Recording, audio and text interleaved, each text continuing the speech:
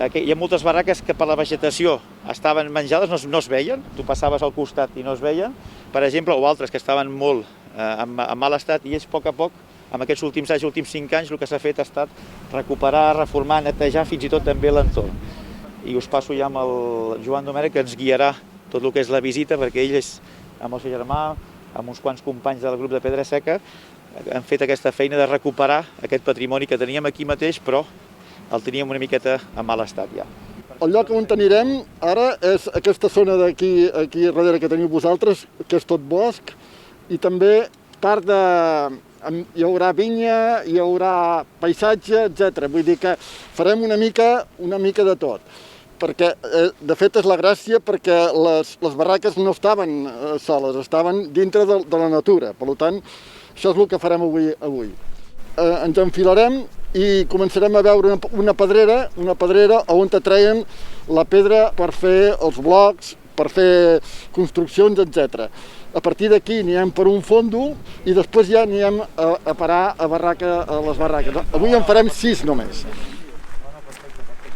I veurem que l'any 1900 ja hi havia uns blocs que els portaven en carro des d'aquí fins a l'estació de Vilafranca i d'allà els portaven cap a Barcelona. Això estic parlant del 1900. I aquí ho explica una mica la història d'aquesta pedrera, que n'hi ha diverses aquí. Després en veurem més.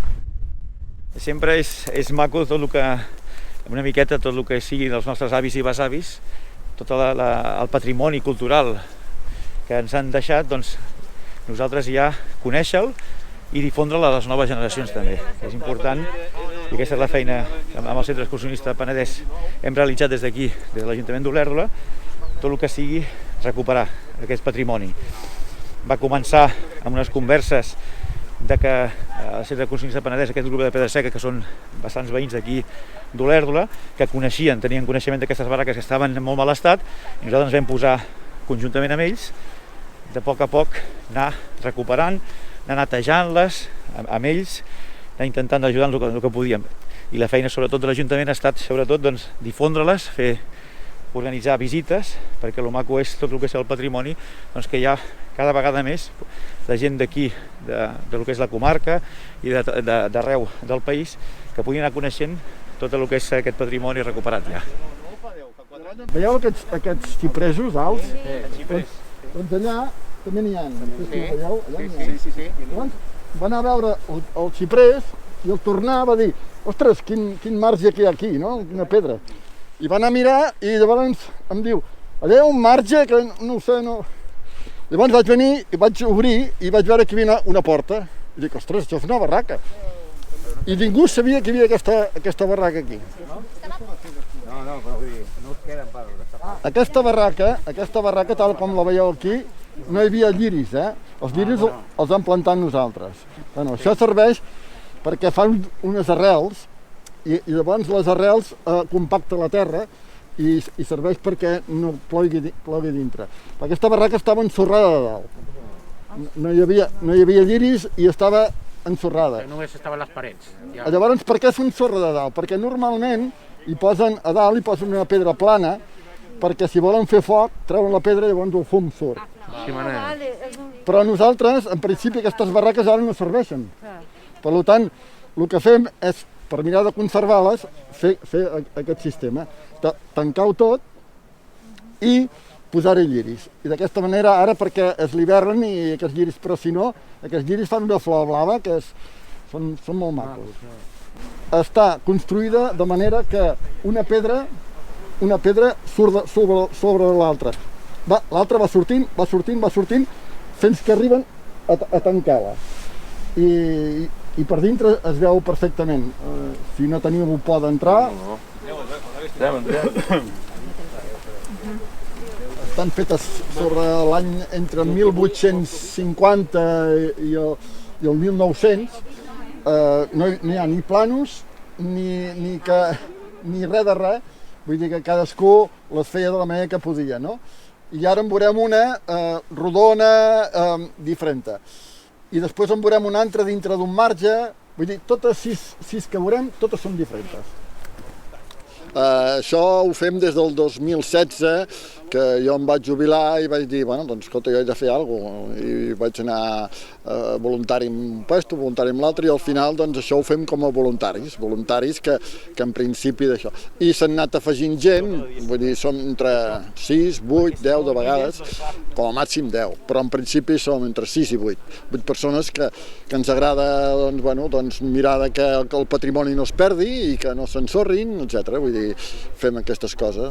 Ho han fet, doncs mira, a Cunit n'han fet dues, a Sant Jaume dels Domenys un parell, a Sant Quintí dues o tres, vull dir, ara en portarem unes 20 barraques reconstruïdes, algunes amb més cosa, o sigui que estaven molt desfetes, altres no tant, etc. Vull dir que sobretot sobre unes 20 barraques durant aquests 4 anys. Aquesta és la barraca que li diem del Tonet, i en aquest cas doncs, el que s'ha fet també ha estat parlar amb la propietat també, doncs, que nosaltres també ens donés el seu consentiment per una miqueta arreglar-ho, acondicionar-ho, i en aquest cas doncs, ells també hi ha barraques que ja no tenen ús, però en aquest cas sí que ell amb la propietat doncs, sí que encara té un ús. Aquí en veurem, aquí n'hem catalogades unes 60 aproximadament tot el que és el municipi d'Olèrdola. Hi ha forces que ja no tenen un ús, però en aquest cas, i amb algunes que veurem avui, sí que tenen un ús encara agrícola o de bosc. Estem a la finca municipal de la Muntanyeta, de l'Ajuntament d'Olèrdola, i aquí el que tenim és una zona on tenim diguéssim que podem fer diverses activitats, sobretot de senderisme, sobretot també de pícnic, sobretot de bicicleta, i és un espai que tenim nosaltres aquí al municipi molt ben guardat, molt ben conservat, per això, per acollir tot el que són els visitants d'aquí la comarca i altres comarques i també dels veïns i veïnes del municipi. Estem amb un camí, que en podríem dir camí ral, on hi passaven molts carros. I això no és res per lo que veurem més tard. Aquestes roderes tan importants que feien els carros. I després en parlarem per què hi havia aquestes roderes tan importants. Ara anem a veure una altra barraca que no té res a veure amb els que hem vist. Molt bé, ara estem arribant a la barraca del Fondó del Pomerà. Mireu, aquesta barraca va estar, diguéssim, un pobre o un passavolant i va viure de temps, perquè vam treure de dintre 4 saques plenes de merda, de tot, aquí hi havia de tot. I com que veieu que hi ha una porta, doncs ell, en certa manera, estava aquí dintre. Però, suposo que feia anys que ja no, o temps que no hi vivia, i nosaltres ho vam netejar. Aquí hi ha diverses coses. Aquesta també és de doble cúpula, de falsa cúpula. Però és una barraca que en diem irregular. Si veieu, aquí fa tom, i si aneu cap allà, veureu que és recta. Vull dir, n'hi ha poques d'aquestes així, n'hi ha poques, perquè normalment o són quadrades, o són totes rodones, o estan amb un marge. En canvi, aquesta no, aquesta és, veureu que és recta.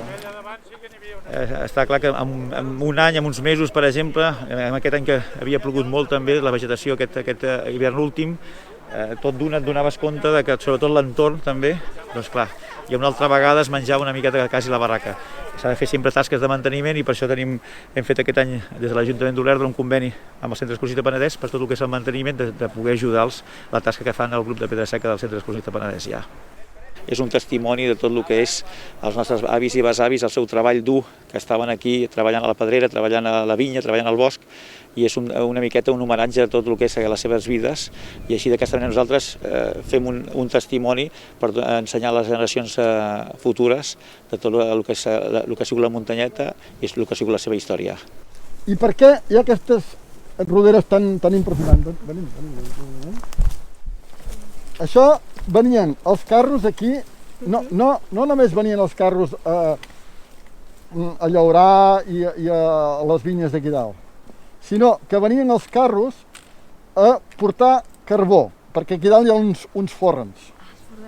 Llavors venien els carros portant carbó cap aquí i tornaven amb la pedra de calç cap als monjos. Bueno, aquí està clar que les barraques no deixen de ser un element més de tot el que tenim aquí a l'entorn, no? Està clar que també hi ha els murs de pedra seca, també relacionat amb el que és la pedra seca, però també corriols que afortunadament també entre tots els visitants que tenim, entre tots els ciclistes que tenim, entre tota la gent que va conservant, va cuidant, doncs tenim corriols, tenim camins ben guardats amb tot el que és la naturalesa i tot el que és la fauna que tenim aquí, que el maco és que quan algunes vegades doncs, hi ha pluja o hi ha forts vents, doncs ens avisem mútuament, molta gent que ve caminant per aquí doncs, o ciclistes que ha passat això, i així nosaltres també podem intentar arreglar-ho parlant amb les propietats que hi ha aquí a prop de l'entorn. Ja.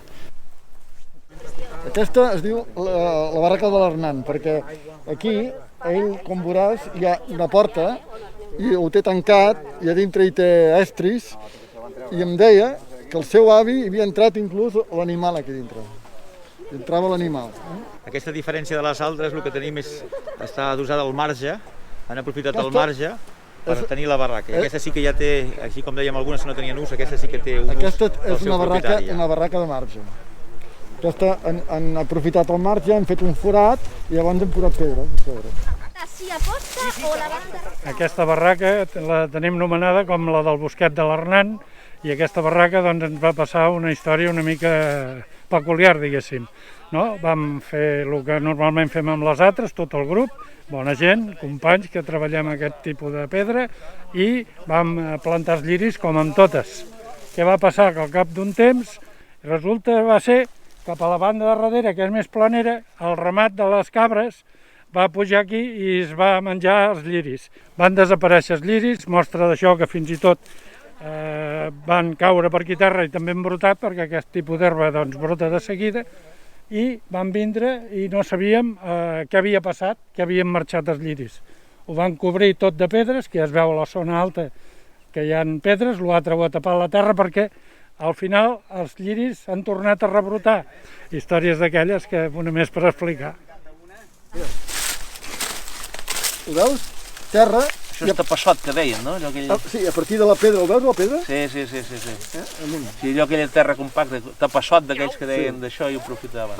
Aquí sí que només era per guardar-hi eines i coses d'aquestes, Aquí no hi entraven pràcticament per res. Perquè el ruc no, Aquí no feien entrar el ruc, Molt bé, això alimenta l'esperit i veus les barraques, els camins i tot el que havien fet els nostres pares i avis.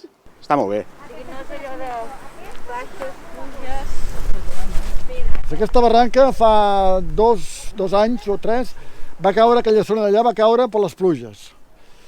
I llavors la vam haver que refer. O sigui, ja veureu que hi ha una part que és més blanca que va quedar doncs, bueno, a terra, van arribar les pedres aquí. Llavors vam netejar tot això i l'Ajuntament va posar això aquí, i aquí doncs, podeu veure que és una barraca que feien servir els obrers que hi havia la pedrera aquí. Molt gran aquesta. És gran, Sí.